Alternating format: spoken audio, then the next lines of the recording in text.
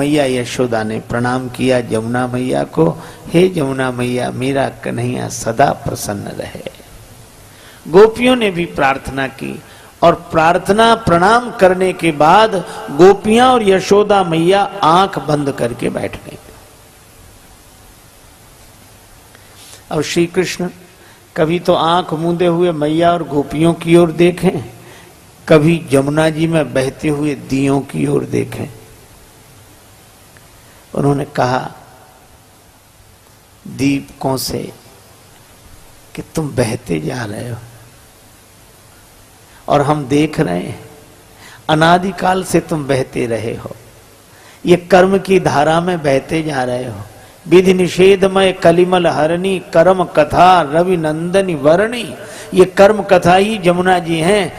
ये कर्म तो इसका ये फल, ये कर्म तो इसका ये फल, और फल निश्चित मिलता है। देखो एक आदमी अपने रास्ते से जा रहा था, रास्ते के किनारे उसे आम का बगीचा मिला, बड़ा सुंदर बगीचा। अब उस आदमी ने आम के वृक्ष में लगे हुए फल देखे। अब आप विचार करो, फल देखा किसने? आंख ने। आंख ना होती तो कैसे देखता? लेकिन उस फल वृक्ष के पास क्या आंख चलकर जा सकती है? तो चलकर गए कौन? पांव। तो जिसने देखा वो गया नहीं, आंख ने देखा, गए पांव। जब पांव चाहे तो फल तोड़ सकते हैं।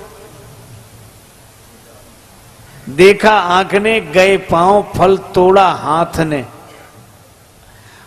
इसका मतलब जिसने देखा वो गया नहीं, जो गया उसने तोड़ा नहीं। देखा आंख ने, गए पांव, फल तोड़ा हाथ ने।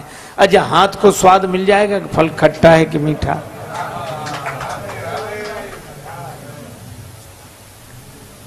हाथ को तो स्वाद नहीं मिलेगा। तो जिसने फल तोड़ा उसने चखा नहीं, चखा रसना ने।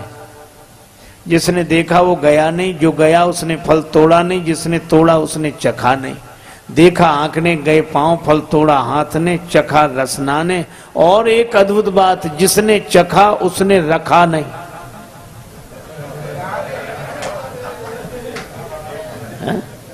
जिसने चखा उसने रखा नहीं। चखा रसना ने, रखा पेट ने। इतने में बगीचे का माली आया और चोरी से फल तोड़कर खाते हुए देखा। दबे पांव डंडा लेकर पीछे से आया और उसने पीठ में 2-4 डंडे जमा दिए। अब बताओ इस पीठ का न लेना न देना। पीठ न लेने में न देने में। फल देखा आंख ने, गए पांव, तोड़ा हाथ ने, चखा रसना ने, रखा पेट ने और पिटे पीठ। यह बात तो समझ में नहीं आती भाई। पिटे पीठ। एक महात्मा से किसी ने यह कहानी सुनाई। महात्मा बोले इस कहानी में ही तुम्हारा उत्तर है। कैसे? बोले थोड़ा सा आगे बढ़ो।